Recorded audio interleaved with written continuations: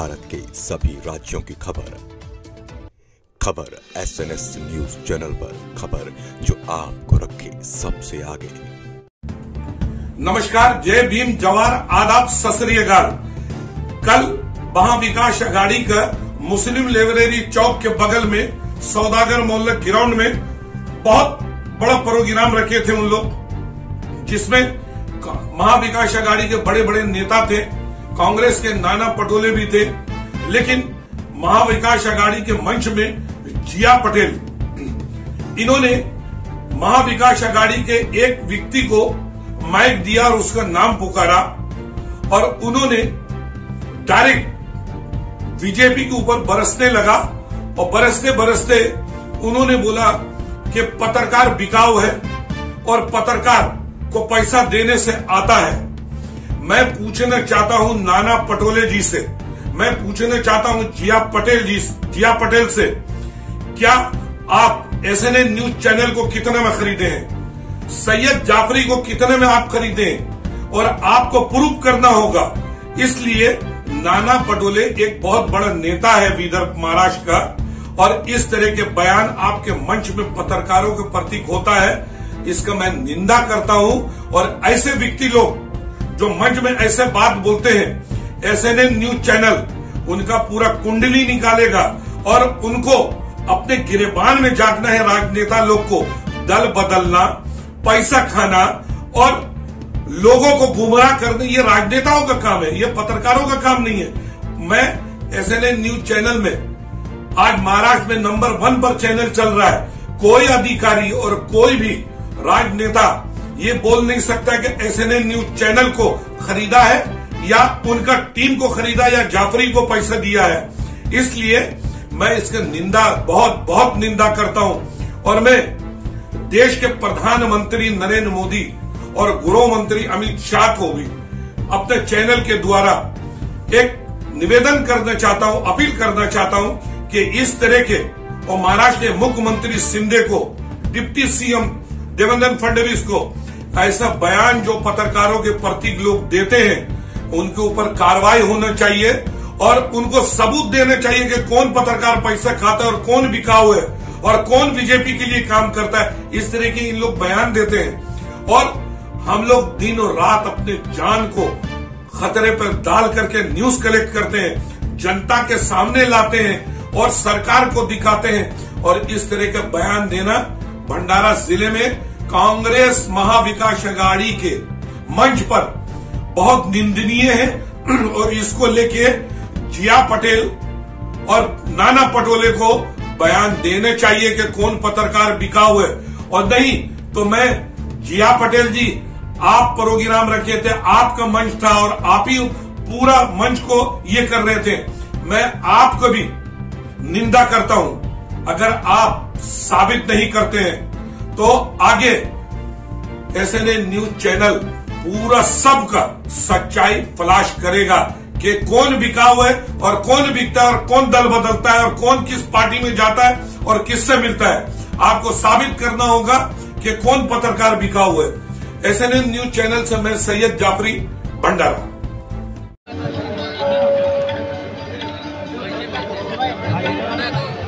समोर बघा, गणेश सर तो खाली करतो।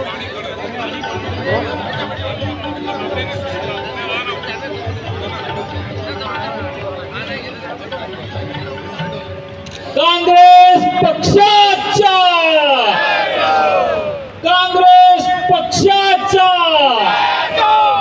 प्रशांत भाऊ आगे पढ़ो, तुम्हारे साथ है।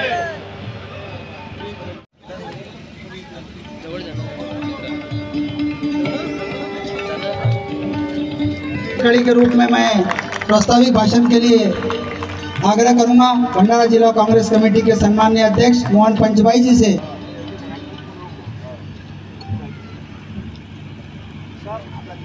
बोलो भारत माता की, भारत माता की। आघाडीचे आणि महाविकास आघाडीचे आपले सगळ्यांचे लाडके उमेदवार डॉक्टर प्रशांत पडोळे यांच्या पंजा या चिन्हाला मतदान करून त्यांना बहुमतानं निवडून पाठवावं हा आशीर्वाद देण्यासाठी आपल्या राज्याचे प्रभारी आदरणीय रमेश चन्नीथला साहेब इथं आले. टाळ्या वाजून त्यांचं आपण जोरात स्वागत करावं. तुमच्यातले आपल्यातले सगळ्यांचे जवळचे आणि अखिल भारतीय काँग्रेसचे महासचिव माझे मोठे बंधू खासदार मुकुल वासनिकजी त्यांचंही टाळ्या वाजून आपण स्वागत करावं. या कार्यक्रमाला उपस्थित झालेले आपल्या जिल्ह्याचे माजी खासदार सन्माननीय मधुभाऊ उकडे, दुसरे माजी खासदार डॉक्टर खुशाल बोपचेजी, या कार्यक्रमाला उपस्थित झालेले जिल्हा परिषदचे अध्यक्ष गंगाधर चिपकाटेजी, शिवसेनेचे जिल्ह्याचे अध्यक्ष अॅडव्होकेट वाडई, आदरणीय नाना गावंडेजी, माजी मंत्री आणि आपल्या जिल्ह्याचे प्रभारी सतीश चतुर्वेदीजी, या कार्यक्रमाला उपस्थित अखिल भारतीय काँग्रेसचे सचिव आणि आपले महाराष्ट्राचे प्रभारी आशिष दुवाजी, आदरणीय आपचे नेते सन्माननीय चंचल सार्वेजी, आदरणीय माजी आमदार अनिल बावनकरजी, आमचे राष्ट्रवादीचे अध्यक्ष किरण अत्करजी, मंच मोठा आहे, आमचे कम्युनिस्टचे सगळे पदाधिकारी इल्मे काकाजी, विकेजी, बांतेजी, आमचे सगळे शिवसेनेचे सगळे पदाधिकारी, कम्युनिस्टचे सगळे पदाधिकारी, सगळ्यांचं आदरणीय मंच उपस्थित, माझ्या माता बहिणी, आमचे सगळे वडीलधारी मंडळी, युवक मित्र आणि पत्रकार बंधू, खरं तर मी आपल्याला सांगतो की भाजपनी सर्वे केला होता. त्यांचं तिकीट आपण पाहिलं, सिटिंग गेटिंग होतं खासदाराचं आमदाराच्या तिकीटमध्ये, पण मेंढेचं जवळपास त्यांचा जो सर्वे होता 2.5 लाखाच्या मताने तो हरेल अशा पद्धतीचा सर्वे होता. म्हणून भाजपवाल्यांनी अनेक नावं पुढे आणली.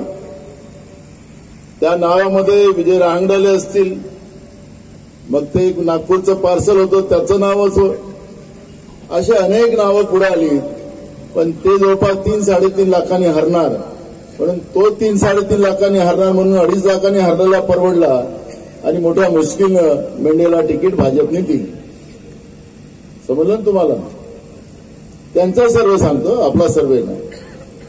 आपल्याला त्यांच्याबद्दलचं फार काही बोलावं असं मला वाटत नाही, पण एक गोष्ट आपण लक्षात ठेवली पाहिजे की आपल्या जिल्ह्यातला शेतकरी असेल, आपल्या जिल्ह्यातला तरुण असेल, आपल्या जिल्ह्यातलं महिला असतील, गरीब लोक असतील, या मोदींच्या सरकारला गेल्या 10 वर्षामध्ये कोणाला सांगितलं की किती मार्क देणार तर त्याला 0च मार्क देणार, त्याला त्याच्या पलीकडे मार्क देऊ शकणार नाही.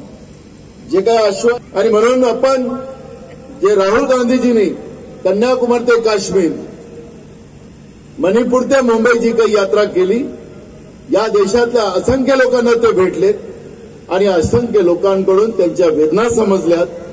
आणि म्हणून 5 न्याय योजना, त्याच्यामध्ये 25 मुद्दे, प्रत्येक न्याय योजनेच्या मागे त्यांनी देण्याचा संकल्प केला. महिलांसाठी वेगळे नियम, वेगळे न्याय द्यायची व्यवस्था, तरुणांसाठी वेगळा न्याय, शेतकऱ्यांसाठी त्याला न्याय व्यवस्थेमध्ये आणायचं त्याच्यासाठी न्याय आणला, कामगारांसाठी, गरिबांसाठी ही न्याय व्यवस्था आणि सामाजिक न्यायाची भूमिका या देशामध्ये निर्माण करण्याचं काम त्यांनी, आमचे राष्ट्रीय अध्यक्ष मल्लिकार्जुन खरगे साहेबांनी कालच आज तो जाहीरनामा जाहीर केला. आपण घराघरामध्ये जी गॅरंटी आता आपल्या राहुल गांधीजी यांनी मल्लिकार्जुन खरगे साहेबांनी इंडिया आघाडीने दिली ती आपल्याला घराघरामध्ये पोहोचवायची. मी अनेकदा सांगतो तो कोरा चेक आहे. आपल्याला महिलांना, गरीब महिलांना 1 लाख रुपये दरवर्षाचे दिले जाते. आमच्या शिकलेले मुलं मुली आहेत, त्यांना नोकरी नसेल तर त्याला 8,500 रुपये दर महिन्याला दिले जातील. त्यांना व्यवसाय करायचा असेल तर त्याच्यासाठी 5,000 कोटीचं एक फंड गोळा करून त्यांना व्यवसायाच्या दृष्टिकोनातून बिनव्याजी रक्कम त्यांना दिली जाईल. 30 लाख कर्मचारी, 30 लाख नोकरी आता केंद्र सरकारच्या वाचलेल्या आहेत. मी वाचलेला शब्द याच्यासाठी बोलतो की गेल्या 10 वर्षामध्ये मोठ्या प्रमाणात खासगीकरण झालं, रेल्वेचं खासगीकरण झालं आणि या सगळ्या व्यवस्थेमध्ये नोकऱ्या संपुष्टात आल्या. पण आता शेवटच्या टप्प्यामध्ये 30 लाख वाचल्यात आणि त्याच्या माध्यमातून त्या नोकऱ्यांचं पूर्ण भरती केली जाईल आणि या तरुणांना संधी दिली जाईल. या पद्धतीची भूमिका आपल्या या गॅरंटीमध्ये मांडलेली आहे. शेतकऱ्यांसाठी मगाशी सांगितलं आपण, काही ज्या आमच्या मित्रांनी प्रवेश केला त्यांना मी मनापासून त्यांचं स्वागत करतो. आणि त्याच्यामध्ये तुम्ही सांगत होतात की आमच्या शेतकऱ्याकडे आपण लक्ष करा. आपण जी लढाई आजपर्यंत लढत होतो, या नाना पटोलेची लढाई या जिल्ह्यातल्या शेतकऱ्यांसाठी नव्हे तर महाराष्ट्राच्या शेतकऱ्यांसाठी नव्हे तर देशाच्या शेतकऱ्यांसाठी राहिली. खुर्चीची पर्वा कधी केली नाही आणि आज त्याला खऱ्या अर्थानं ते आपल्याला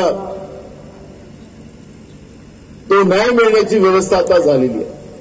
त्यामध्ये आपण शेतकऱ्यांसाठी न्याय व्यवस्थेमध्ये जे पीक विमा योजना जी आहे, प्रधानमंत्री पीक विमा योजना नरेंद्र मोदी आपल्या मित्रांचा फायदा करायसाठी करतात.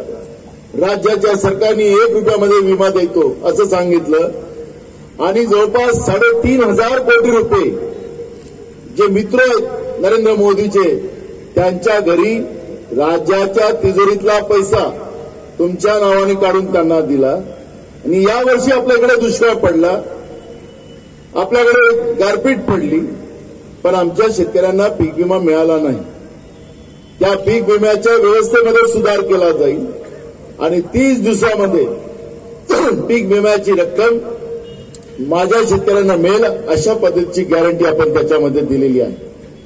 दुसरा महत्वाचा मुद्दा त्याच्यामध्ये आहे की आमच्या शेतीच्या मालाला भाव मिळाला पाहिजे. स्वामीनाथन समितीची जी शिफारस होती की त्याच्यामध्ये एमएसपी आपलं जे सपोर्ट प्राईस जो आहे त्याचा कायदा झाला पाहिजे आणि त्या आधारावर आपल्या या लोकांना एमएसपीच्या आधारावर 1.5 पट आपण जेवढा खर्च करतो म्हणजे 1 रुपया खर्च केला तर कमीत कमी 1.5 रुपया तुम्हाला मिळाला पाहिजे. या पद्धतीची व्यवस्था त्याच्यामध्ये निर्माण केली. मच्छीमारांसाठी सुद्धा त्याच्यामध्ये नियम लागू झालेला आहे. मच्छीमार सुद्धा हा शेतकरी आहे आणि त्याच्यासाठी तो नियम लागू होईल अशा पद्धतीची व्यवस्था त्याच्यामध्ये केलेली आहे. दुसरा महत्वाचा मुद्दा त्याच्यामध्ये की कर्जमाफीचा जो मुद्दा आहे त्याच्यासाठी आपल्याला कर्जमाफी आमची करा अशी मागणी करण्याची गरज पडणार नाही. त्याच्यासाठी आयोग बनवला गेलेला जो स्वामीनाथन समिती शिफारस केलेली होती त्याच्या आधारावर आयोग निर्माण केला. तो आयोग तपास करेल आणि कर्जमाफी करायची असेल तर आयोगाच्या शिफारसीला सरकारने ते मंजूर केलंच पाहिजे अशा पद्धतीचं बंधनकारक कायदा केंद्र सरकार इंडिया आघाडीचं सरकार मताचं विभाजन कसे करता येईल त्याच्यावर त्यांचा प्रयत्न सुरू आहे. मी पाहिलं मी आणि बंडूभाऊ सावरबांधे जेव्हा आम्ही फॉर्म भरायला गेलो प्रशांत पडोळेंचा तर तिथं संजय कुंभलकर होते, आरएसएसचे काही लोक त्यांच्याबरोबर होते. तिथं गेलं मला वाटलं की यांचं मेंढेचं आणि याचं पटत नसेल म्हणून हा फॉर्म भरायला आला. दुसऱ्या दिवशी पाहिलं तो बीएसपीचा फॉर्म भरून उभा झाला. एक उमेदवार आहे ना बीएसपी वाला, तो कोणाचा माणूस आपल्याला सगळ्यांना माहिती आहे. बाळासाहेब आंबेडकरांना मी स्वतः अकोल्यामध्ये गेलो. त्यांना मी सांगितलं की अजूनही तुमच्या समोर आम्ही दोस्तीचा हात पुढे करायला तयार. तुम्हाला जागा पाहिजेत तर आम्ही त्या जागा पण द्यायला तयार. आपण पाहिलं की 2014 आणि 2019 या काळामध्ये जे काही आपल्याला सांगतात की मशीनमध्ये बिघाड आहे, हा माइंड गेम आहे. या काळामध्ये मोठ्या प्रमाणात मताचं विभाजन झालं. एक हैदराबादचा ओएसी आला होता, त्यांनी मुस्लिमांच्या मताचं विभाजन केलं. हे आले तर यांनी आमच्या मागासवर्गीयांची मतं कमी केली आणि या मताच्या विभाजनाने बीजेपी निवडून आली. मी त्यांना काल पण सांगून आलो की अजूनही वेळ गेला नाही. तुम्हाला ज्या 2 जागा पाहिजे त्या आम्ही द्यायला तयार आहोत. विड्रॉलच्या पहिले, कारण की 7 तारखेला विड्रॉल सेकंड फेजचा आपला जसा आपला 27 आपलं किती तारखेला झालं? 1 तारखेपासून प्रचार झाला. तसं तिकडे आता 7 तारखेला आहे. आणि मी त्यांना सांगितलं की आम्ही तयार आहोत, कारण की आम्हाला मताचं विभाजन नव्हतं. त्यांनी तर माझा खूप अपमान केला. आपण पाहिलं की सातत्यानं म्हणजे मधुभाऊ उभे होते त्यावेळेस ते इथे उभे राहिले. माझ्या नागपूरच्या निवडणुकीत ते पुढे झालेत. म्हणजे परवा साकोलीच्या विधानसभेमध्ये आपण पाहिलं की टीव्ही आणि पेपरमध्ये पाहत होतात की आम्ही वाटाघाटीसाठी बसायचो तर माझा अपमान कसा करायचा. मी काल अकोल्यामध्ये सांगितलं की माझ्या अपमानापेक्षा माझ्या देशाचं संविधान माझ्यासाठी महत्वाचं. माझ्या अपमानापेक्षा माझ्या देशाची लोकशाही वाचली पाहिजे हे नाना पटोलेसाठी महत्वाचं आहे. आणि म्हणून मी काल खुल्या मनानं अकोल्यामध्ये त्यांना आव्हान केलं. पण त्यांच्या मनामध्ये मतविभाजन करून भाजपला जिंकवायचं असेल तर ते त्यांच्या मनातली गोष्ट आहे. आणि म्हणून मी आपल्याला अजूनही या भंडाऱ्याच्या भूमीतून त्यांना आवाहन करतो की हे पाप होऊ देऊ नका. हे पाप झालं तर डॉक्टर बाबासाहेब आंबेडकरांचं संविधान, ही लोकशाही जे आमच्या मागासवर्गीयांसाठी, आमच्या बहुजनांसाठी जो एक मोठा ग्रंथ आहे, जे एक मोठं आमच्यासाठी न्याय व्यवस्थेसाठी आम्हाला माणसासारखं जगण्यासाठी बाबासाहेब आंबेडकरांनी संविधानाच्या माध्यमातून भूमिका मांडलेली आहे, त्या संविधानाला ठेच पोहोचेल. संपलं. कारण की हे 400 पार याचा अर्थच 400 BC करायला हे लोक तयार आहेत. आणि 400 BC यांनी केली तर आम्ही माणसासारखं जीवन आपल्याला जगण्याची कुठलीही संधी राहणार. आपल्या लोकांच्या डोक्यात एक गोष्ट येतं की पुढच्या काळामध्ये विधानसभा, नगरपालिका, जिल्हा परिषदच्या निवडणुका येतील. मी तुम्हाला आतापासून सांगतो की 1 नेशन 1 इलेक्शन हे आणून त्यांनी ठेवलेलं आहे. माजी राष्ट्रपती कोविंदजी यांच्या माध्यमातून त्यांनी त्या पद्धतीचा आता नवीन आपल्या आताच्या राष्ट्रपती ज्या आहेत त्यांच्याकडे तो प्रस्ताव गेलेला आहे. त्या राष्ट्रपती महोदयांची त्यांना कशी वागणूक देतात परवा पाहिलं आपण. प्रधानमंत्री बसलेले आहेत. आता अडवाणी साहेब तर वयाने जास्त असल्यामुळे ते उभे राहू शकत नाही, पण प्रधानमंत्री बसले राहिले, पण राष्ट्रपती महोदयाला उभं राहावं लागलं. महिलांचा अपमान करतात की आदिवासी आहे म्हणून त्यांना तसं वागवतात, त्याच्यावर आता आपल्याला बोलण्याचं कारण नाही. कारण की भाजपमध्ये महिलांचा सन्मान नाही. त्याचं सगळ्यात मोठं उदाहरण मणिपूरमध्ये आपण पाहतो. आणि म्हणून मी आपल्याला सांगतो की ही जी लढाई आहे, या लढाईमध्ये आपण सगळ्यांनी एकत्रित झालो पाहिजे, एकजुटीने पुढे आलो पाहिजे. मी तुम्हाला विश्वास देतो की भंडारा, गोंदिया दोन्ही जिल्ह्याच्या विकासाचं स्वप्न आम्ही जे पाहिलं त्याला पूर्ण करण्याची ही वेळ आपल्या हातात आहे. आणि त्या दृष्टिकोनातून आपण सगळ्यांनी एकजूट होऊन आमच्या भंडाऱ्याचं काय सत्यानाश झाला त्याच्याबद्दल आपल्याला आता बोलायचं नाही, पुढे जेव्हा सभा होतील त्याच्यामध्ये आपण बोलू. इथं कसे म्हणजे आज रस्ता उद्या खोदायचा आहे तर त्याच्या 4 दिवसाच्या पहिले त्याला रस्ता तयार केला, त्याचे पैसे खाऊन. ह्या निवडणुकीमध्ये प्रशांत पडोळे यांना पंजा या चिन्हाला मतदान करून त्यांना बहुमतानं निवडून देणं हा संकल्प आपल्याला घ्यायचा आहे. हे जात आणि पातच्या पलीकडे ही निवडणूक आहे. याच्यानंतर निवडणूकच नाही. चुकून या देशामध्ये भाजपचं सरकार आलं. हे खोटारडे किती आहेत ते या 10 वर्षात त्यांच्या खोटारड्याचं म्हणजे यांच्या गळ्याच्या भोवताल जीभ आहे, गळ्याच्या भोवताल जीभ आहे. मी काल साधं एक वाक्य बोललो. यांचं ते टॅक्टिस राहिली. हे प्रयोगच करतात की सिंपती कशी मिळेल, एखादी घटना कशी करायची. आपल्याला माहित आहे की पुलवामामध्ये 40 सैनिक शहीद झाले. याच टीव्हीवाल्यांनी आणि पेपरवाल्यांनी त्यावेळेस बातम्या छापल्या की नागपूरवरून बारूद गेले पुलवामामध्ये आणि याच्या मागे कोण आहे अशा पद्धतीच्या बातम्या आल्या. नरेंद्र मोदींनी सांगितलं की आम्ही सीबीआय लावतो. या 5 वर्षामध्ये पुलवामाच्या घटनेमागे कोण आहे अजूनपर्यंत पुढे आला नाही. जे 40 सैनिक आमचे शहीद झाले, ज्या आमच्या सैनिकांच्या पत्नी ज्या होत्या त्यांच्या कपाळाचं कुंकू पुसला गेलं, त्यांच्या डोळ्यातलं अश्रू अजूनही सुकलं नाही. पण अजूनपर्यंत या पुलवामाच्या घटनेमध्ये कोण आहे हे अजूनपर्यंत कळलेलं नाही. आपल्याला लक्षात असेल की त्याच काळामध्ये त्याच्या 2 आठवड्याच्या नंतर पाकिस्तानमधून बीजेपीचा जो निवडणूक फंड गोळा करण्याचे जे आता माननीय सुप्रीम कोर्टाच्या आदेशाने ज्या गोष्टी पुढे आल्या त्याच्यामध्ये असं आहे की पाकिस्तानच्या एका कंपनीनं बीजेपीला निवडणूक फंड दिलेला आहे. पण ते पैसे कोणी दिलेत, कशासाठी दिलेत, याचं उत्तर बीजेपी कधी देणार नाही. आणि म्हणून यांची नियत काय. आणि अटल बिहारी वाजपेयी साहेबांच्याही शेवटच्या काळामध्ये जसं त्यांना जो त्रास झाला ते सगळ्यांना सर्वश्रुत आहे, पण बोलत नाही कोणी. म्हणून मी काल अकोल्यामध्ये म्हटलं की आमचे मित्र संजय धोत्रे तिथले खासदार माझ्याबरोबर आमदार म्हणून काम केलं, माझ्याबरोबर खासदार म्हणून काम केलं.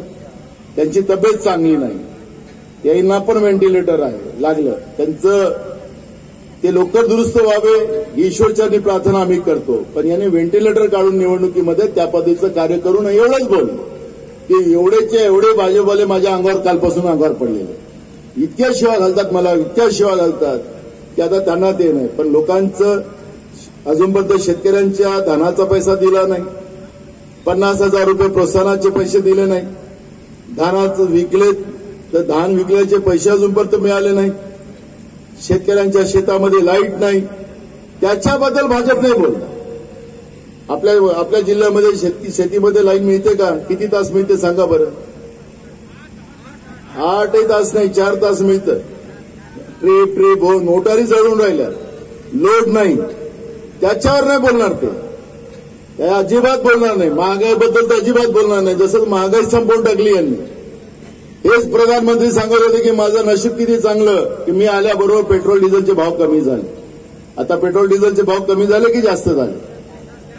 खताची पोतळी 40 रुपयाची केली, 40 किलोची केली, 50 किलोची पोतळी आणि 4 पटीनं भाव वाढवला. म्हणजे 450ची डीएपीची पोतळी आता केवढ्याची झाली? 2300 रुपयाची. आपल्या म्हणजे सांगायचं तात्पर्य असं की या पद्धतीने किमती वाढवल्या, पण किमती वाढवून त्याच्यावर बोलणार नाही, बेरोजगारीबद्दल बोलणार नाही, जे पेपर फुटी झाली, कॉपी झाली त्याच्यावर बोलणार नाही. हे भ्रष्टाचारी लोक जनतेचे प्रश्न घेऊन कधीच बोलणार नाही. पण एखादी गोष्ट पकडायची, तिचा उलट कसं करता येते, दचा मा कसा करता येते, त्याच्यावर या लोकांची लाईन असते. माझी तुम्हाला एवढीच विनंती आहे. मी आज चंद्रपूरमधून आलो, आम्ही सगळेच होतो. सोशल मीडियावर चाललेलं की भाजपच्या गड्या गावात आल्या त्याला हाकलतात गावातले लोक. आमचे 15 लाख कुठं आहेत, मोदीनं सांगितले होते, असं त्याच्या गाड्या हाकलतात. मी तुम्हाला सांगतो यांना मतं मागायचाच अधिकार नाही. ही जनतेची यांनी फसवणूक केलेली आहे. हे फसवे लोक आहेत. जसं फडणवीस फसवणूक म्हणतो ना आपण त्याला, फसवणीस, तशासारखी ही परिस्थिती आहे. यांना मतं मागण्याचा अधिकार नाही. हे खोटं बोलून सत्तेत आले, खोटं स्वप्न दाखवून आले. आणि म्हणून यांना उत्तर आपण आता गावात आल्यानंतर यांना उत्तर विचारलं पाहिजे की तुम्ही 10 वर्षात काय केले, याचं उत्तर त्यांना विचारलं पाहिजे. आणि तेव्हा त्यांना यांची हवा निघेल. नाहीतर हे आम्ही पैशानं, आणि पैसा आपलाच आहे, जो आपल्या जीएसटीच्या माध्यमातून अदानी अंबानीच्या घरी पैसे पाठवले तेच पैसे आता वाटायसाठी हे लोक घेऊन फिरतात आहेत. यांना आता उत्तर दिलं पाहिजे. या पद्धतीची भूमिका आपण घेतली पाहिजे. या पद्धतीचं आवाहन मी आपल्याला या ठिकाणी करतोय. मी पुन्हा आपल्या सगळ्यांना मनापासून शुभेच्छा देतो आणि प्रशांत पडोळे यांना बहुमतानं निवडून देण्याचा संकल्प करून या ठिकाणातून जावं अशी विनंती करतो आणि माझे 2 शब्द पूर्ण करतो. धन्यवाद. क्या लग रहा है आपको, कितने वोटों से भंडारा जिले में आप लोग जो पार्टी में दिए सब मिलकर कितने वोटों से जीतेंगे? महाविकास आघाड़ी का उम्मीदवार इस बार भाजपा को इतनी धूल चटाएंगे कि भाजपा वाले भी उम्मीद से मतलब ये हो जाएंगे. कम से कम 2 से 2.5 लाख 3 लाख से मार्जिन से महाविकास आघाड़ी का उम्मीदवार चुन के आ रहा है. ये आप निकलो क्या मात्रा उसको वोट से जीत पाएगा? उम्मीदवार है वो हर जगह से, हमारे गोंदिया भंडारा लोकसभा क्षेत्र से हर जगह से लीड पे चल रहे हैं आज के डेट में. और जो बीजेपी की जो रथ यात्रा जारी ना गांव-गांव में, उस रथ यात्रा को गांव के लोग बाहर भगा रहे हैं. ये आज नजारा देश के अंदर चल रहा है. ओके, शर्मा जी था ना,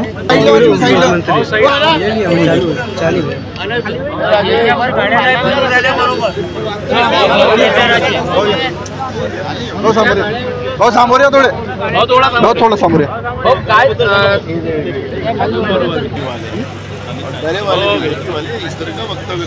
भाऊ काय सांगाल? काल उद्याच्या मुद्द्यावरून अजूनही तिढा निर्माण झालेला आहे. विश्वजित कदम असेल किंवा विशाल पाटील हे हायकमांडच्या भेटीसाठी दिल्लीला जाणार असल्याची माहिती मिळते. काय आपल्याशी काही चर्चा झाली आहे का? बिलकुल आहे, कारण की सांगली भिवंडी ह्या जागा काँग्रेसच्या आहेत. कारण की वाटाघाटीमध्ये हे सगळे चालत राहतात. आमच्या इथंच आहे असं नाही, महायुतीमध्ये काय महाभारत चाललेलं आहे तर आपण पाहतोच आहे. त्यामुळे या जाग्यांच्या बद्दलचा भूमिका आमची आहे. शरद पवार साहेबांनाही आम्ही सांगितलेलं आहे, उद्धव ठाकरे साहेबांनाही सांगितलं आहे. मला वाटतं की सामोच्चाराने हा वाद संपेल. भाजपच्या 2 मोठ्या सभा विदर्भात होत आहेत. मोदी आणि अमित शहाची उद्या होणारी सभा रद्द झालेली आहे. मात्र भंडारा गोंदिया जिल्ह्यामध्ये या दोन्ही नेत्यांच्या सभा होतील का, की नाना पटोलेंना हे घाबरतात? काय सांगा? मी कोणाच्याबद्दल चॅलेंज करत नाही, पण येत्या 13 तारखेला साकोली या ठिकाणी भंडारा गोंदिया लोकसभेचे काँग्रेसचे आणि इंडिया आघाडीचे उमेदवार प्रशांत पटोले यांच्या प्रचाराला राहुल गांधी येतात आहे आणि ती मोठी रॅली होणार. नाना जी, अपने कुछ कार्यकर्ताओं को थोड़ा भाषण देने के लिए उसको मना कीजिए कि पत्रकार बिका हुआ है, पत्रकार यहाँ पर आया है, पैसे देंगे तब आएगा. इस तरह के शब्द पत्रकारों के बारे में बोलना उचित नहीं है.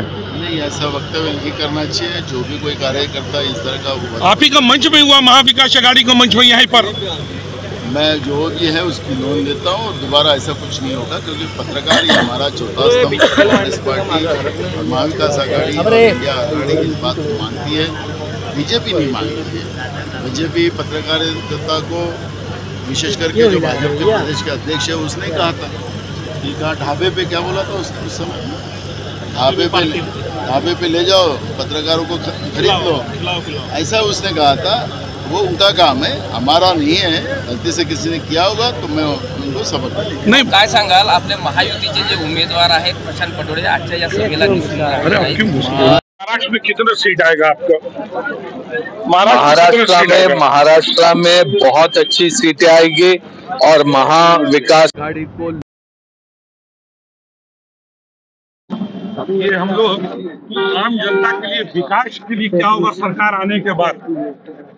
आप अच्छी तरह से जानते हैं कि जब भी कांग्रेस के नेतृत्व में सरकार रही या जब भी कांग्रेस की सरकार रही, तब तक देश के सर्वांगीण विकास के लिए भरपूर प्रयास किए गए. कांग्रेस के महाराष्ट्र प्रदेश अध्यक्ष नाना पटोले ने खुद चैनल में बोला है कि मीडिया पत्रकार के बारे में अपशब्द बोलना अच्छा बात नहीं है और मैं इसका निंदा करता हूं और खुद उसकी जांच करता हूं. और मैं इस अपने चैनल के द्वारा एक बात की खुलासा कर दूं, पूरे देश में जो भी पार्टियां हैं, कोई भी पार्टी से मैं पूछना चाहता हूं कि जनता के प्रति क्यों बात नहीं करते हैं. रोजगार, एजुकेशन, विकास के मुद्दे पर बात होना चाहिए. वो दल में गया, ये पार्टी में गया, वो गया, ये हुआ, वो चलते रहता है. लेकिन जनता का मुद्दा देश में बहुत ज़रूरी है. और नाना पटोले में एक खूबी है कि वो देश का भंडारा जिले का भूमि पुत्र है और नाना पटोले जैसा नेता शायद भंडारा जिले में बीदर में मिलना भी मुश्किल है. और वो हमेशा हर लोग से प्यार भी करते हैं. SNN न्यूज़ चैनल ने बीजेपी के पूर्व मुख्यमंत्री से प्रेस कॉन्फ्रेंस में पूछा है कि आप सिर्फ हिंदू मुसलमान की बात करते हैं, धर्म की बात करते हैं, आप विकास और रोजगार की बात क्यों नहीं करते? तो वो उठ के चल गया. मैंने न्यूज़ भी लगाया. मेरी यही गलती है कि मैं हमेशा सच्चाई लगाता हूं और मुझे राजनेता और लोग पसंद नहीं करते हैं. SNN न्यूज़ चैनल आज महाविकास अघाड़ी की जो सभा हुआ, जो पत्रकारों के प्रति उन्होंने गलत शब्द बोला, मैं उसका निंदा करता हूं. और इस तरीके की बातें पत्रकारों के लिए नहीं होना चाहिए. कांग्रेस को भी इसमें सीख लेने चाहिए. SNN न्यूज़ चैनल से सैयद जाफरी, भंडारा, लेवरे रीच आउट.